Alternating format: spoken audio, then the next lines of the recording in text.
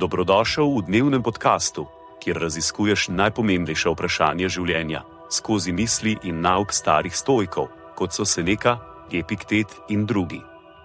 Vsak dan ti prinaša novo lekcijo o življenju, prilagojeno za človeka v modernem času. Današnja stoična misel je od Epiktet, razprave. Bistvo dobrega je neka vrsta razumne izbire, prav tako je bistvo zla drugačna vrsta izbire. Kaj pa zunanje okoliščine? To so le surovine za našo razumno izbiro, ki v njih najde svoje dobro ali zlo. Kako najdemo dobro? Ne z občudovanjem materiala. Če so naše sodbe o materialu pravilne, postanejo naše izbire dobre, če pa so te sodbe zvite, naše izbire postanejo slabe.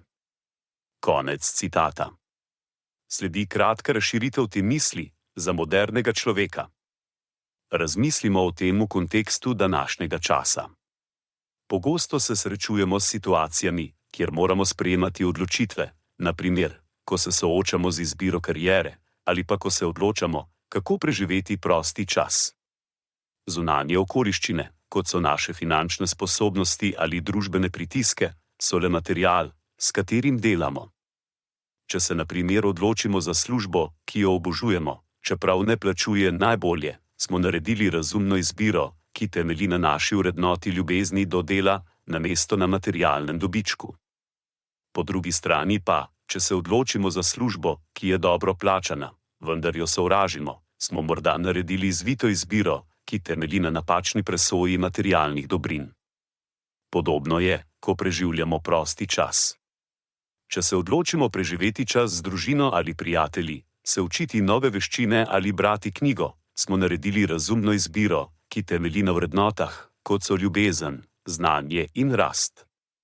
Če pa se odločimo preživeti prosti čas pred televizijo ali na socialnih omrežjih, morda naredimo zvito izbiro, ki temelji na napačni presoji materialnih užitkov.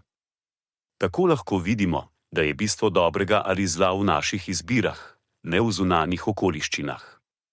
Naša moč je v tem, da imamo sposobnost narediti razumne izbire, ki temeljijo na pravilnih sodbah o tem, kaj je resnično pomembno v našem življenju.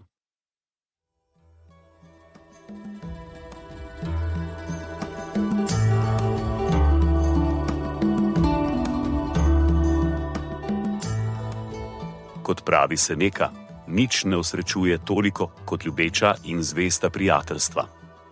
Zato podeli to epizodo z nekom, ki ti je blizu in ne pozabi slediti podkastu, da boš lahko obveščen, ko bodo objavljene nove epizode starih modrosti stoikov.